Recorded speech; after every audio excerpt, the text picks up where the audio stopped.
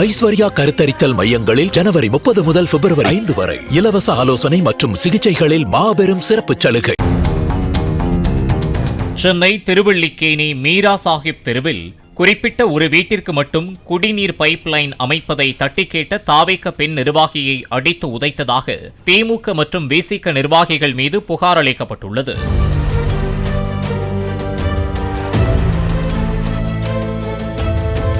மாநகராட்சி பொறியாளரிடம் மற்ற வீடுகளுக்கும் குடிநீர் குழாய் இணைப்பு வழங்க வேண்டும் என கூறிய தாவேக பெண் நிர்வாகியை அந்த பகுதியைச் சேர்ந்த திமுக மற்றும் விசிகாவினர் பிடித்து இழுத்து கல்லால் தாக்கியதால் தலையில் காயம் ஏற்பட்டதாக கூறப்படுகிறது.